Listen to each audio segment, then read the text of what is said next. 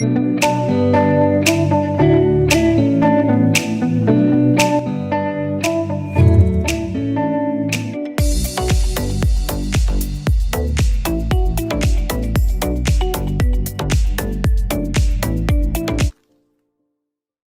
Assalamualaikum warahmatullahi wabarakatuh. Waalaikumsalam. Kita sekarang di pertemuan perdana mata kuliah Manajemen Sumber Daya Manusia. Di sini ada beberapa mahasiswa baik yang hadir secara offline ataupun online. Ya.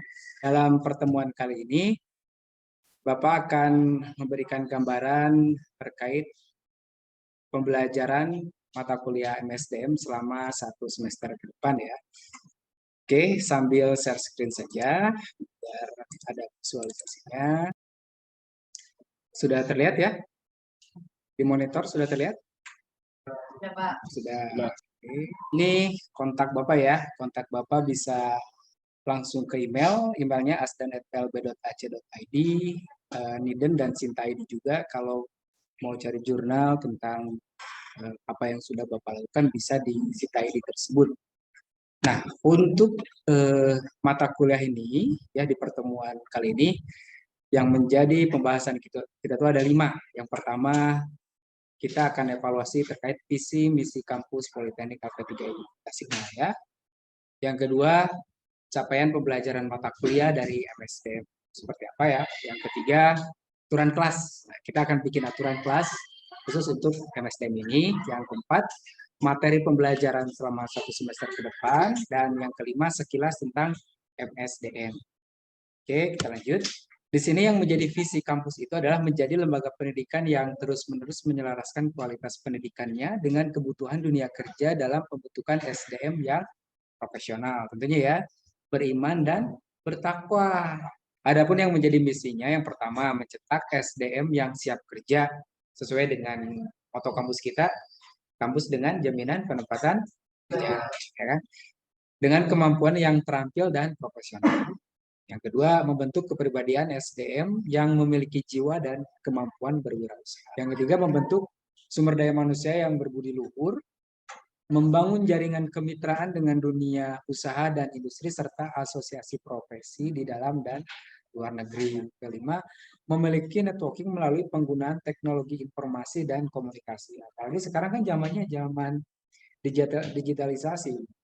Terus yang keenam, menjadi lembaga pendidikan terbaik dengan kualitas berstandar internasional. Ya, yang ketujuh, memiliki jaringan di dalam dan luar negeri, menjadi lembaga pendidikan yang dipercaya dan bermanfaat bagi masyarakat. Ya, kalau kalian di sini sebagai seorang mahasiswa berarti melalui KKN nanti ada kuliah kerja nyata. Ya, menjadi lembaga pendidikan yang dipercaya dan bermanfaat bagi masyarakat nanti pada praktiknya apakah bisa diimplementasikan. Yang kesembilan, memberikan kesejahteraan dan rasa aman bagi karyawan dan oke ya, itu yang menjadi visi misi Politeknik LP3I Kampus Tasikmalaya. Nah, untuk capaian pembelajaran mata kuliah sendiri, CPMK itu apa? Capaian pembelajaran mata kuliah. Ya, jadi ada tujuannya kalian mengambil mata kuliah ini. Yang pertama, di sini kan mahasiswa memiliki pengetahuan serta kompetensi dalam SDM di organisasi bisnis ataupun perusahaan yang terus berkembang baik secara lokal, nasional, dan internasional. Ya, tidak menutup kemungkinan kalian nanti akan bergabung di organisasi internasional, baik di perusahaan ataupun di organisasi-organisasi nirlaba. Yang kedua, mampu memahami dan menganalisis isu-isu dan permasalahan dalam manajemen sumber daya manusia secara komprehensif. Ya, kita kan hidup di dunia ini tidak jauh dari permasalahan. Ya, selalu ada masalah. Dunia ini kan tepatnya apa? Masalah. Kan apalagi kalian nanti kalau misalkan menjadi seorang profesional di bidang SDM, kaitannya mengurus SDM ya, mengurus orang. Terus yang ketiga, mampu mengimplementasikan ilmu manajemen sumber daya manusia dalam kegiatan organisasi bisnis atau perusahaan, serta mengantisipasi berbagai kendala yang dihadapi oleh manajemen sumber daya manusia dalam melaksanakan kegiatan perusahaan atau bisnis. Jadi tahu nanti setelah kalian dapat ilmunya, ketika kalian pas di lapangan mendapatkan case-nya ya, kasusnya, apa yang harus dilakukan itu sudah tahu tahapannya seperti apa. Ya, ngurusin orang itu lebih sulit daripada ngurusin uang. Kan kalau untuk jurusan accounting itu kan mereka hubungannya dengan uang ya. Ngurusin uang kan kak. Orang IT berhubungan dengan teknologi, ya kan? Kaku kan komputer. Kalau MSDM, wah luar biasa. Ngurusin orang, bisa ngurusin orang.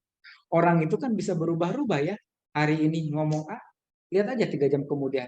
Pasti akan ngomong. Terus kita kan nggak tahu apa yang diobrolkan ikhlas, benar nggak hatinya?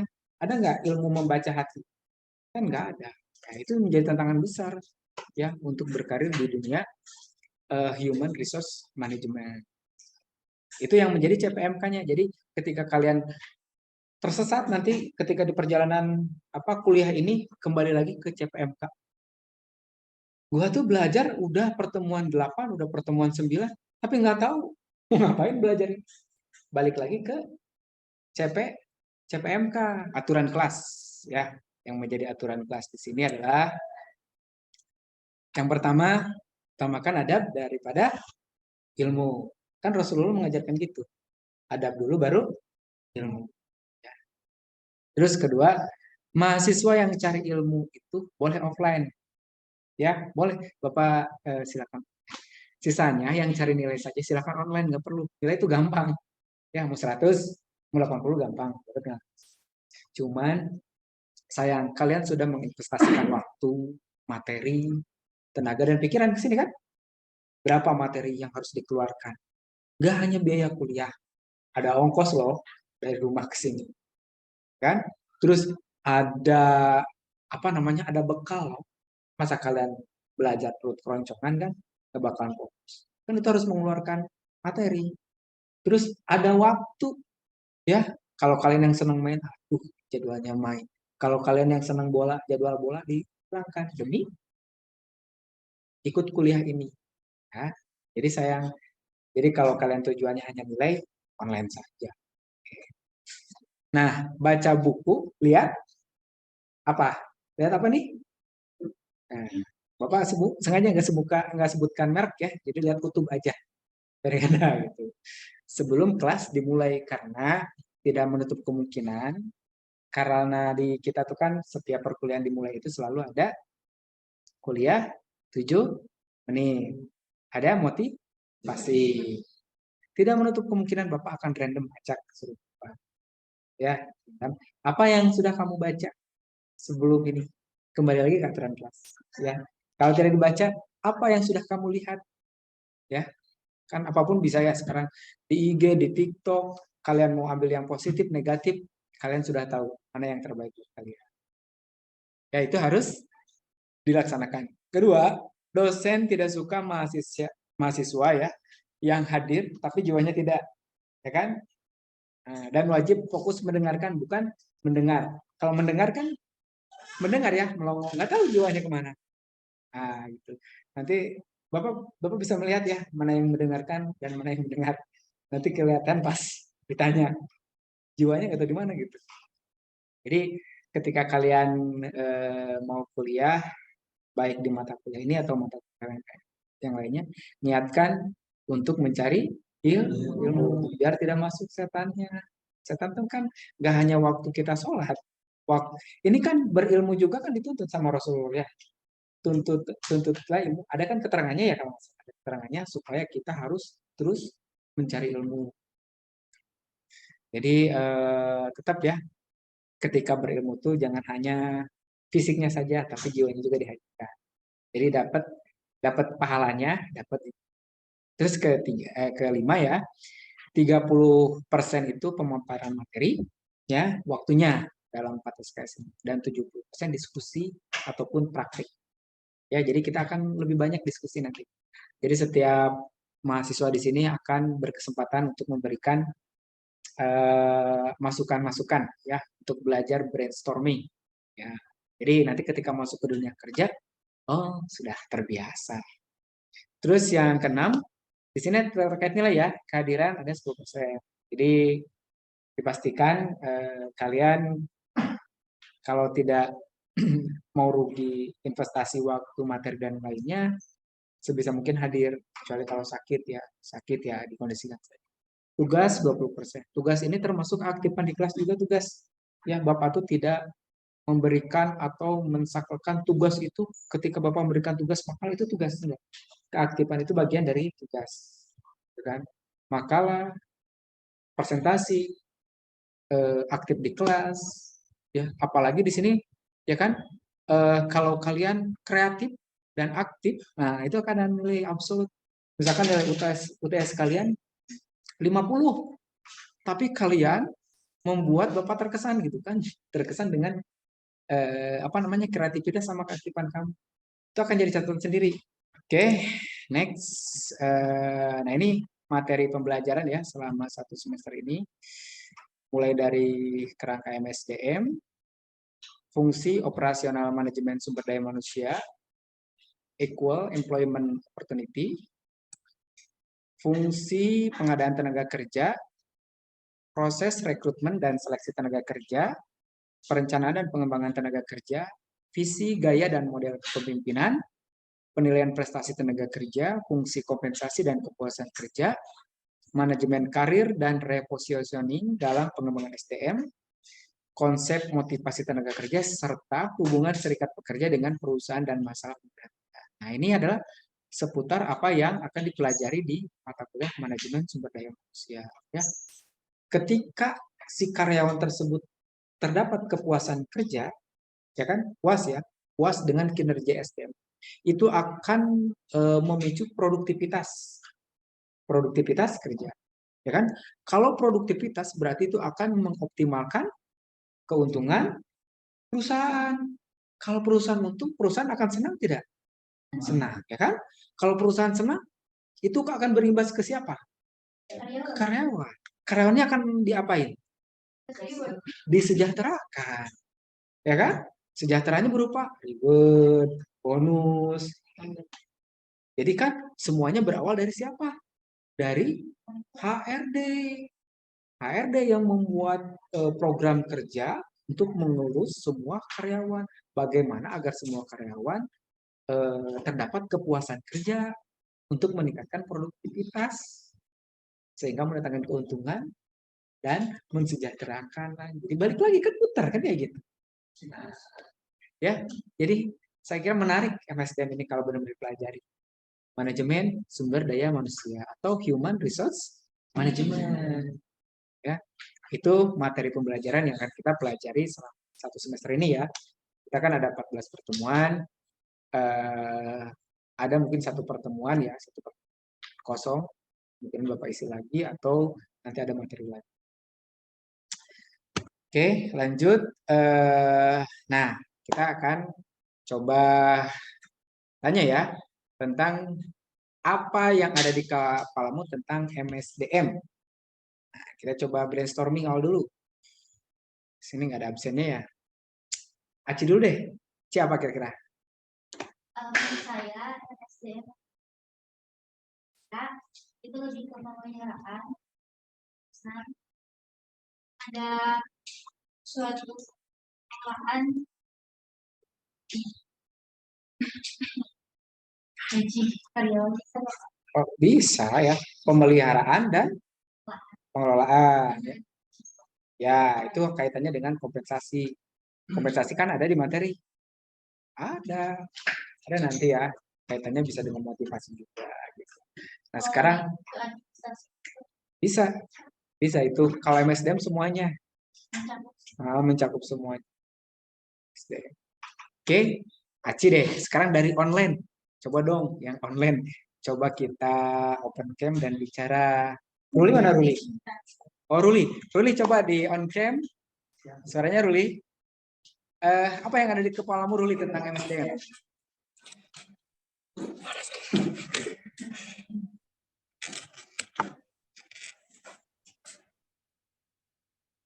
Menurut saya, manajemen sumber daya manusia adalah rangkaian aktivitas organisasi yang diarahkan untuk menarik, mengembangkan, dan mempertahankan tenaga kerja yang efektif. Mungkin itu, Pak. Apa untuk menarik?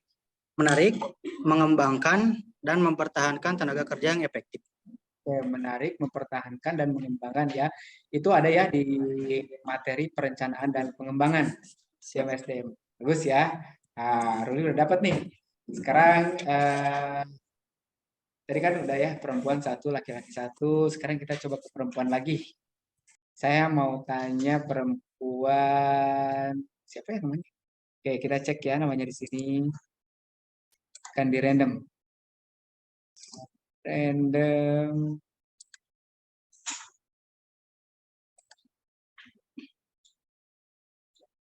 Neng Isma ada kan? Neng Isma Mahmuda. Coba on cam Neng Isma.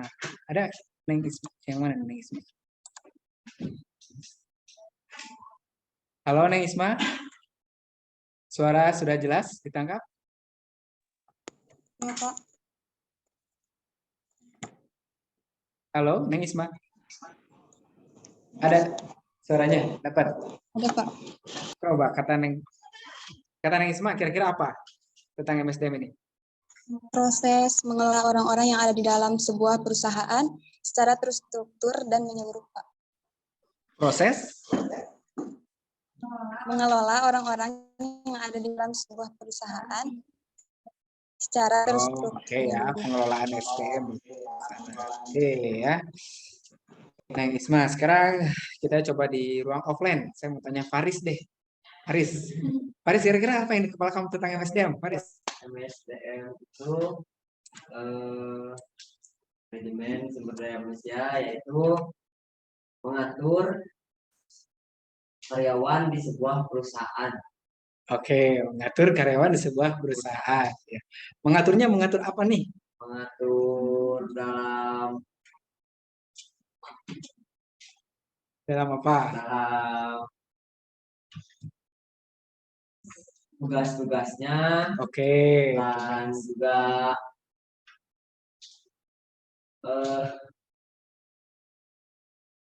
Apa? gaji karyawan di sebuah perusahaan. Oke, gitu. Tugas ya. Job deskripsinya seperti apa, kompensasinya, hak dan tanggung jawab karyawan. Itu salah satu ruang lingkup dari MSDM. Ya. Nah, itu ya MSDM saya kira sudah pada tahu ya apa yang di kepala kalian masing-masing. Apa sih MSDM? Nah, sekarang kita akan sedikit buka terkait MSDM. Jadi MSDM itu kan salah satu bidang dari manajemen umum ya. Dari dulu tuh terkenal MSDM itu POWACH. POWACH tuh planning, organizing, actuating, controlling. Ya, dari mulai planning itu kan apa? Perencanaan. Perencanakan dulu.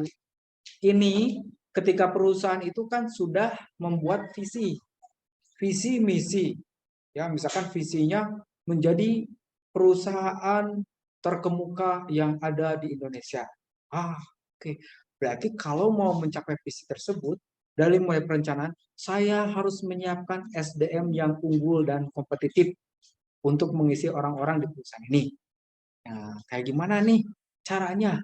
Nah, dengan cara mengorganisir terkait kebutuhannya. Cara mendapatkan SDM yang kompetitif, yang unggul dan kompetitif seperti apa? Ya, terus kita mengelola SDM yang ada biar terus produktif dan mencapai visi tersebut seperti apa? Ya, organisir semuanya. Ya, kalau misalkan mulai dari rekrutmen, setelah direkrutmen kan dibuat job desk-nya. Apa aja sih job desk anak ini? Kan kalau misalkan tidak ada job desk, nanti semua dikerjakan kan? Wah, sepintar-pintarnya orang kan kalau mengerjakan semua, overthinking, overworking, ya kayak di Jepang, ya, stres gitu kan, bunuh diri gitu kan. Jepang kan sekarang tahu sendiri, di Jepang itu nih, saya sedikit memberikan informasi. Jepang kan sekarang lagi krisis. Krisis apa coba? Krisis keturunan. Ya, Jepang itu, ini mohon maaf, mudah-mudahan datanya benar. Jadi Jepang itu dari jumlah penduduknya itu usia yang di bawah 14 tahun kurang lebih di bawah 2%. Ya, sedikit sekali kan? Itu kenapa? Karena orang-orang tidak punya hasrat untuk mempunyai keturunan. Ya, banyak loh sekolah-sekolah di Jepang yang tutup karena gak ada siswanya. Ya, banyak di Jepang tuh sekarang karena mereka overworked. Jepang itu bisa kerjanya wah ekstra lembur. Ya, Jepang kan gaji di Jepang misalkan McD aja. McD di sini paling sekitar 2,5 sampai 5 jutaan ya, tergantung UMS. Jepang tuh bisa sampai 25 sampai 30 jutaan gaji pegawai McD. Itu itu kan gede sekali. Kontrakan di sini berapa sih? Ya, paling 500 ya. Paling kalau ada fasilitas kasur dan lemari 1 juta. Jepang tuh bisa 10 juta. Mahal, ya. Biaya hidup mahal, ya. Jadi ketika kalian melihat informasi, wah, gaji di Jepang gede nih. Ya kan? Mau nggak jadi bagian orang-orang yang stres tuh? Ya kita nggak tahu ya. Tapi kan Jepang tahu sendiri kan, apa PDB-nya sangat bagus. Stres itu karena mungkin mereka nggak ada, kalau kita kan kita agama Islam. Jadi ketika kita mempunyai kesulitan, ada tempat mengadu lah ya, tempat mengadu. Kalau kita misalkan mendengarkan, kalau orang yang imannya bagus ya, mendengarkan sholawatan aja selalu tenang ya. Jadi hatinya tuh asa, aduh, bawa gitu. Jadi ketika muncul permasalahan, ada permasalahan-permasalahan hilang, gitu kan. Nah, banyakin ngaji, dengar ceramah. Kalau mereka mungkin saya nggak tahu ya, apakah ada banyak non agama itu apa namanya ateis atau agamanya apa gitu, sehingga kan stres. Orang kerja sampai stres. Padahal kerja itu untuk gimana? Kalian kerja untuk siapa? Untuk di rumah kan? Ya kan? Sedangkan kerja itu ujung-ujungnya bukan untuk di rumah, malah untuk stres gitu kan? Itu kan nggak seimbang. Berarti nggak ada life balancing gitu kan? Tidak ada keseimbangan. Ya, ya itu planning, organizing, terus setelah mengorganisir, setelah ada job desk-nya itu seperti apa, baru mengaktualisasinya. Yuk, ayo kerja. Kalian sudah direkrut, kalian sudah diberikan job desk-nya seperti apa. Nah, sekarang tinggal diaktualisasikan. Ayo kerja. Kan? Untuk apa kerja? Untuk mencapai tujuan perusahaan. Setelah tercapai tujuan perusahaan, baru nanti apakah tercapai atau tidaknya, tetap ada namanya pengawasan atau controlling. Nah, sekarang ada beberapa teori baru dan namanya evaluating. Kan kalau puas itu planning, organizing, actuating, controlling ya. Kan selama bekerja itu dikontrol biar memastikan mencapai tujuan perusahaan. Nah, nanti ada evaluasi. Nah, evaluasi pekerjaannya. Kalau tidak tercapai, kenapa kira-kira? Ya, kenapa tidak tercapai? Kalau tercapai, kenapa? Tercapai aja kenapa? Apalagi tidak tercapai. Dianalisis lagi. Nah, itu kan analisis jabatan, analisis pekerjaan. Itu bagian dari HR. Ya kan? Kalau tercapai kenapa? Kalau tidak tercapai kenapa? Nah, diukur lagi nanti. Kan yang tercapai itu diukur kenapa? Biar nanti periode yang akan datang tercapai lagi. Berarti kerjanya harus kayak gini. Ya, itu sekilas tentang MSDM secara umum. Terus selanjutnya, nah ini ada pengertian MSDM ya. Jadi MSDM itu adalah usaha pencapaian tujuan perusahaan, permasalahan yang dihadapi manajemen bukan hanya pada bahan mentah atau alat-alat kerja atau mesin produksi, uang atau lingkungan kerja saja, tetapi juga karyawan, sumber daya manusia. Kan MSDM ruang lingkupnya gede ya, kayak pemilik perusahaan aja. Orang MSDM kan orang HRD gitu. Wah, berarti harus tahu semuanya gitu kan. Jadi tapi ini kalau MSDM ini lebih dititik perhatian kepada pengelolaan sumber daya manusianya. Ya, ini pengertian MSDM ya yang ditarik dari beberapa pengertian-pengertian oleh si para ahli. Kita lanjut lagi ya, karena ada sudah selesai, kita akan masuk lagi. Tadi kan sekilas ilmu manajemen ya tentang MSDM. Ada apa? Ada apa? Watch ya. Apa watch itu? Controlling, evaluatif, itu ya. Jadi puace, puace gitu ya. Nah tadi yang sudah disebut nama-namanya ya tentang MSDM, yang belum tersebut ya harusnya yang online ya, boleh di kolom chat untuk memberikan bukan pernyataan Apa yang kamu ketahui tentang MSDM ya? Oke, kita akan lihat di absen. Siapa yang sudah ngechat di sini? Oke, kita akan lanjut ke materi yang tadi ya, share screen.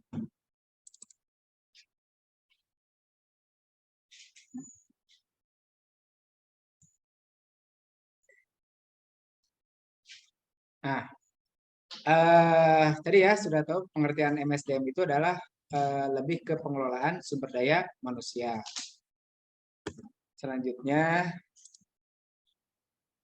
nah, mengapa SDM harus dikelola? Pertanyaannya itu.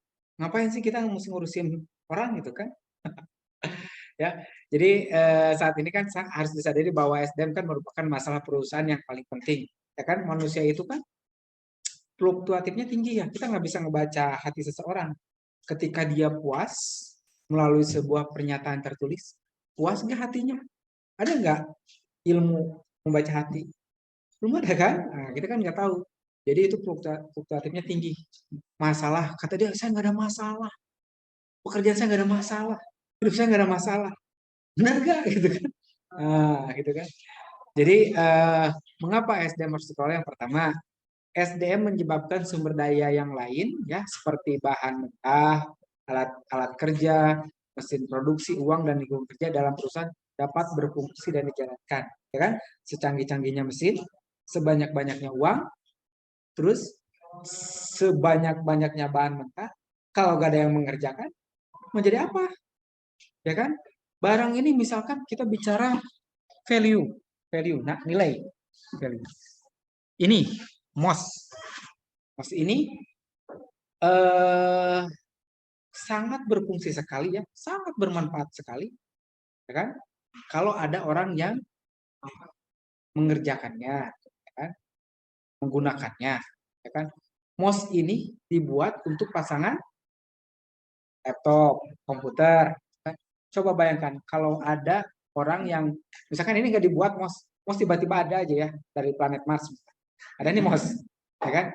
Ini nggak bakal bernilai kalau nggak ada laptop, nggak ada komputer, pasti dibuang, ya kan?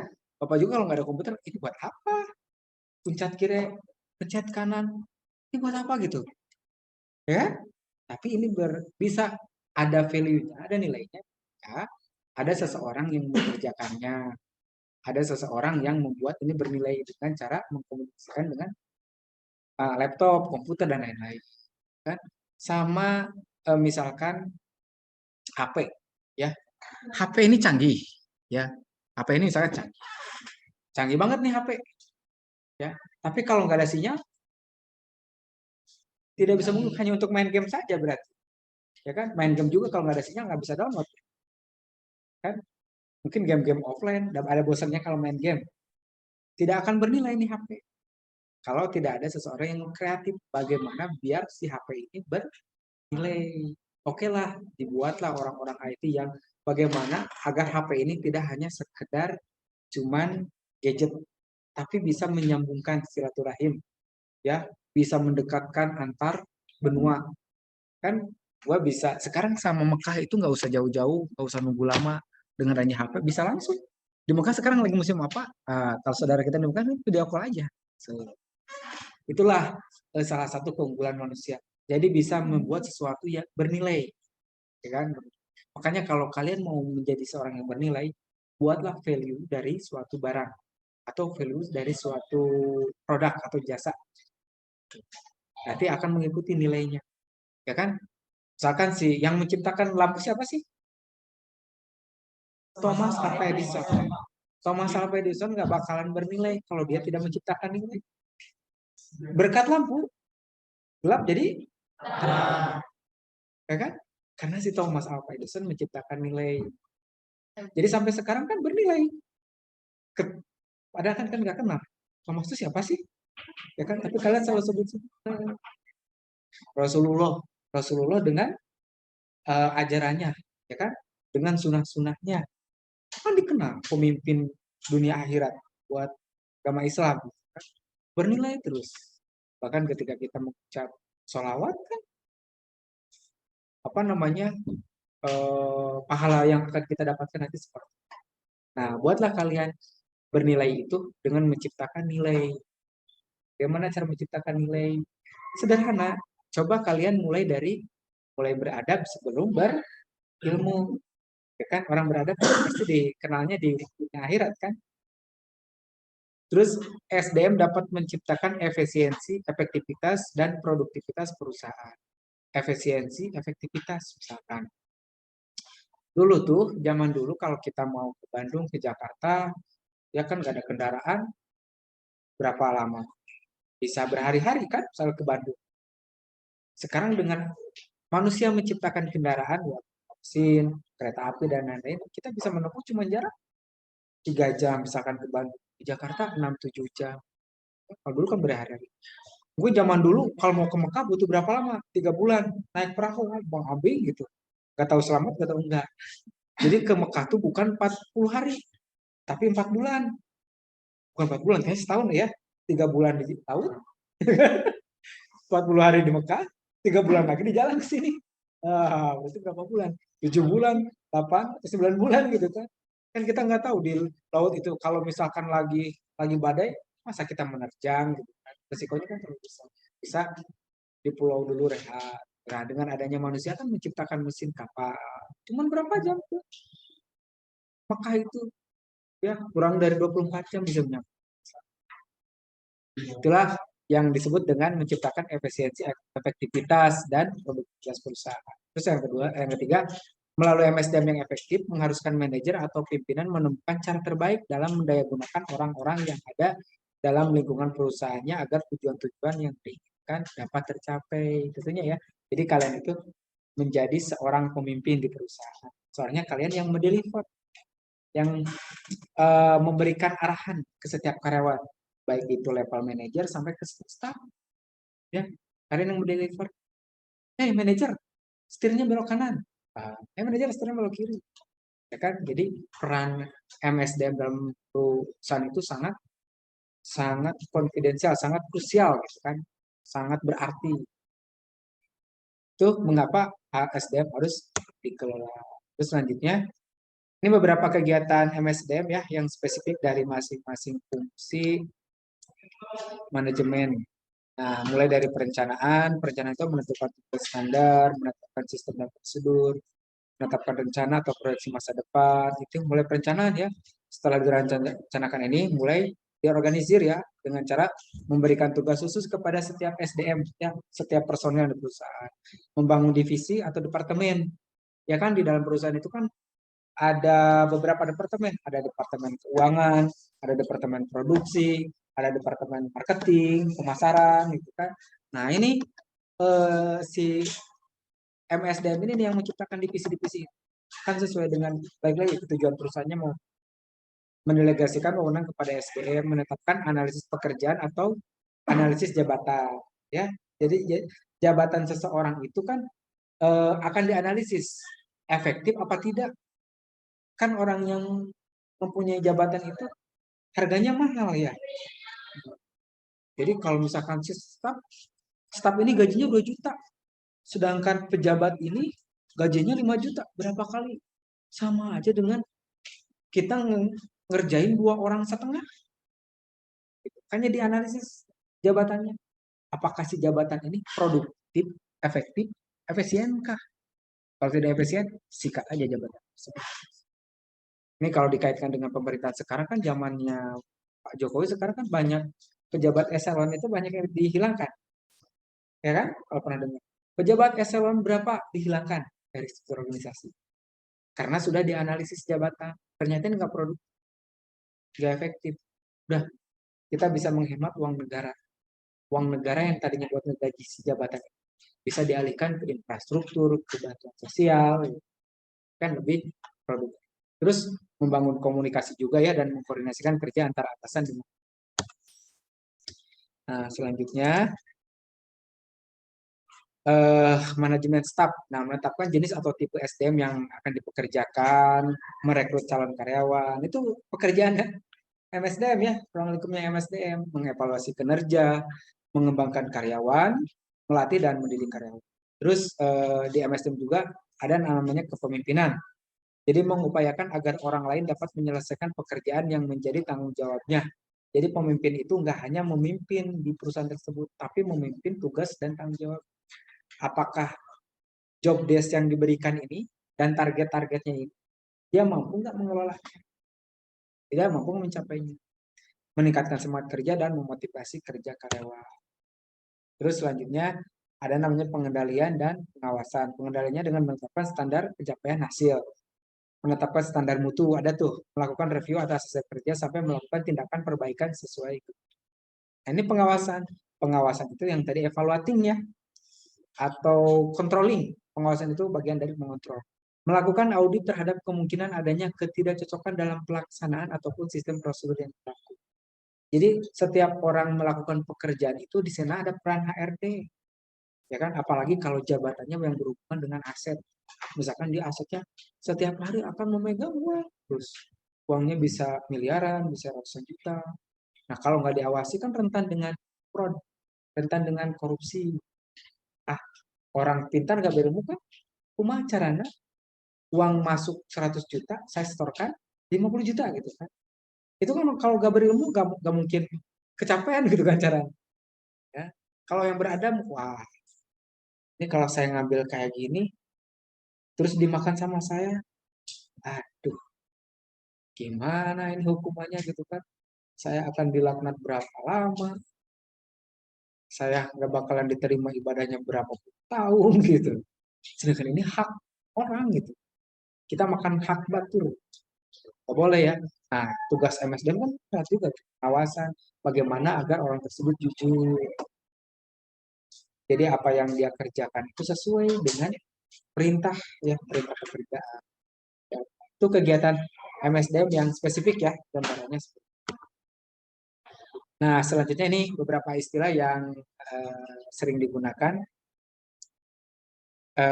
di manajemen ya. Ada di MSDM, ada manajemen sumber daya manusia, ada personalia, ada kepegawaian, perburuhan, tenaga kerja, personalia, kepegawaian, dan industrial. Ya. Ini beberapa istilah-istilah yang digunakan dalam MSDM. Ya. Nah, selanjutnya ini ada perbandingan. Kan di MSDM ini ruang lingkup pekerjaannya tidak jauh dari personalia, HRD atau HRM. Apa sih personalia? Apa sih HRD? Apa sih HRM? Personal itu adalah kegiatan pengolahan SDM yang lebih fokus pada hal-hal yang bersifat administratif. Jadi kan Ica seperti itu ya, Pak bisa mengerjakan administrasi? Bisa. Berarti itu job desk-nya personalia. Jadi personalia itu bagian kecil dari MSDM. Gimana? Bisa. Ini lihat. Yang mengatur hubungan kerja antara employer dan employee. Ini kan hak dan kewajiban. Salah satu bentuk hak dan kewajiban adalah gaji, kompensasi, sebagai salah satu sumber daya yang dimiliki organisasi. Nah, aktivitas paling intens yang dilakukan bagian personal biasanya adalah rekrutmen. Ya. Jadi kalau misalkan kalian mau melamar ke perusahaan, siapa yang merekrutnya itu adalah personalia. Ya kan? Personalia itu yang merekrut itu, bukan HRD-nya langsung.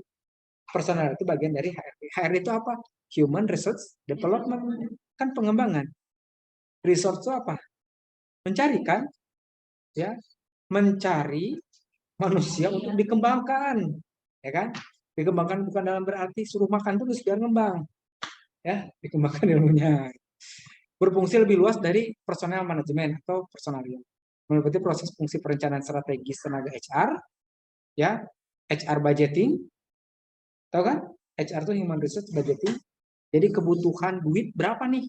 Karyawan ada 100 orang, karyawan dengan level manajer berapa orang, itu gajinya berapa, staf berapa orang, itu budgeting. Saya mesti menyiapkan budget sebulannya 100 juta untuk siapa? Untuk bayar karyawan. Gaji, gaji, bonus, tunjangan. Iya, HRD. Itu kan lebih ke apa namanya perencanaan strategis ya. Assessment tuh tahu. Assessment itu adalah tes untuk kenaikan jabatan. Jadi di assess. Jadi assess itu sejauh mana sih kemampuan kamu di bidang kamu? Misalkan Aci seorang HRD. HRD dia mau naik menjadi seorang manajer HRD atau di HRM. Nah, di assess dulu sejauh mana pengetahuan kamu tentang HR budgeting, tentang rekrutmen selection seperti apa. Asesmen ya, kalau misalkan memenuhi standar kualifikasi, bisa kamu naik jabatan. Terus ada rekrutmen sama selection. Ingat, dalam SDM itu kan ada prinsip the right man on the right place. Belum tahu? The right man on the right place. Orang yang tepat untuk posisi yang tepat. Ya. Untuk tempat yang tepat. The right man, ya kan? Seseorang yang tepat untuk menduduki posisi yang pas. Itu akan bagus sekali di PSI. Itu salah satu keberhasilan dari seorang HR. Hiring and termination. Hiring itu apa? Hiring kampus. Hiring kampus. Jadi merekrut karyawan di kampus. Merekrut tuh hiring. Ya. Terus termination apa? Terminasi itu memecat. Ya. Memecat. Pekerjaan yang paling sulit HR itu adalah memecat. Itu paling nggak mau. Ya. Mending gaji gede, mending memecat, mending gaji gede lah. Ya. Ya, career development gitu kan. Untuk berkaitan seperti apa? Organisasi development, terus performance management, industrial relationship, sampai kepada fungsi GA. GA tahu nggak? General Affair. General Affair itu tugasnya untuk melihat operasional gedung. Misalkan di gedung ini, aduh, catnya udah mulai gak enak nih. Nah, dia pengadaan untuk mengecat ini. Dia budgeting. Untuk mengecat ini perlu 100 juta. Misalkan catnya berapa juta, tukangnya berapa juta. Berapa juta. Misalkan di ruangan ini kosong. Biar ruangan ini produktif, harus ada meja, komputer, dan lain-lain. Itu orang GA. General Affair. Ya, ini nih. General Affair. Nah, dengan demikian, HRD adalah pengelolaan SDM yang lebih fokus pada hal-hal yang berhubungan pengembangan SDM sebagai salah satu sumber daya penting yang dimiliki organisasi. Oke ya. Nah, selanjutnya yang terakhir adalah HRM.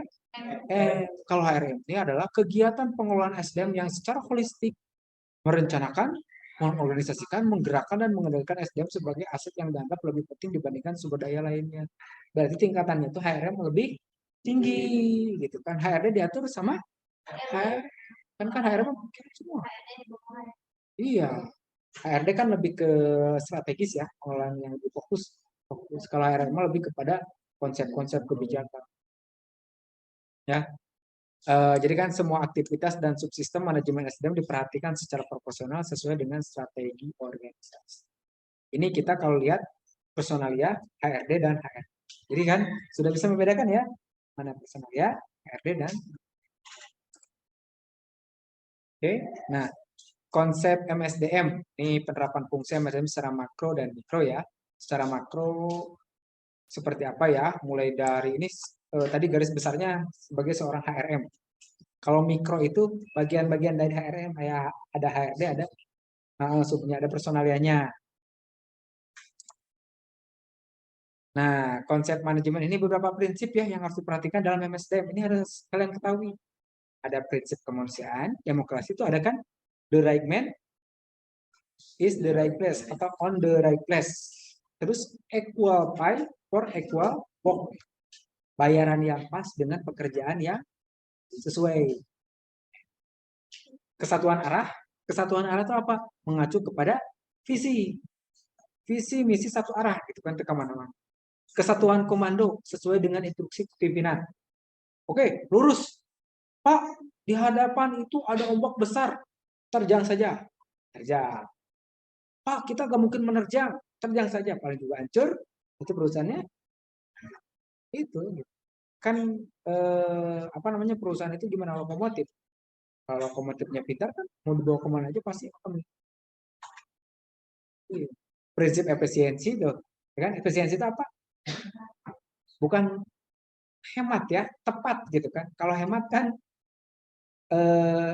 makan tuh sebenarnya duit itu cukup buat sama ayam sama ikan, tapi karena orangnya hemat yang kerupuk, nah sebenarnya itu nggak hemat, soalnya nggak ada nutrisi ya, makanya jadi cepat kering gitu kan. Kan kita ada kebutuhan yang tidak, itu kan nggak boleh ya hemat, harusnya efisiensi. Kalau efisiensi kan menyesuaikan efektivitas dan efektif. produktivitas kerja, disiplin, wewenang, dan tanggung jawab. Itu ya prinsip MSDM yang perlu diperhatikan. Ya, ini prinsip-prinsip. Nah, ini praktik MSDM ya, ada secara umum ataupun secara khusus. Tadi ya sudah sedikit dibahas tentang umum prinsip apa, khususnya seperti apa. Nah, ini tantangan MSDM zaman sekarang. Oke. Ya. Dari internalnya muncul karena adanya SDM yang mengejar pertimbangan atau trade-off. Ini yang selalu banding-bandingkan. Ya, trade-off itu yang recent keluar. Di antaranya finansial, penjualan, keuangan, servis produksi, dan lain-lain. Selain itu didapatkan pula pada serikat pekerja, sistem informasi yang semakin terbuka, dan budaya organisasi. Harusnya satu lagi, generasi milenial. Ya, perilaku karyawan generasi milenial. Ya kan, yang seenaknya. Satu, gajinya ingin besar. Dua, pekerjaannya ingin simpel. Kan kayak gitu. Kalau nggak betah dia keluar. Kayak gitu kan? Nah, Bapak sudah tahu. Aduh, anak-anak sekarang satu pekerjaannya pengen mudah, Pak. Mudah-mudah aja lah, pekerjaannya pengen gede. Gitu. Tapi itu sisi kekurangannya ya. Positifnya kreatif. Ya, kreatif. Jadi pada jenius. Ide-idenya itu cemerlang. Kan gitu doang. Jadi maunya instan. Ya, pokoknya sekali mendapatkan pekerjaan itu harus yang gampang, gajinya besar, terus nyaman, bosnya baik, apalagi bosnya orang Korea, belum nikah lagi. Wah, ini bosnya itu nggak hanya laki-laki ya, bosnya perempuan juga. Orang Korea baik dan saya dicarikan oke, dah gelis ya nyarikan gitu. Orang Korea, kita nggak usah jauh-jauh ke Korea kan? Cukup dengan melakukan kesalahan, kita akan dipanggil ke ruangannya, dimarahin, buat apa? Buat ketemu langsung sama bos.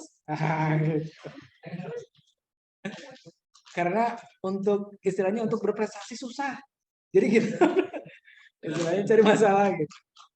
Nah, kalau eksternal itu perubahan teknologi, peraturan pemerintah, sampai ke kegiatan pesaing ya, itu yang menjadi eksternal. Dan ini yang terakhir, ini adalah proses manajemen SDM.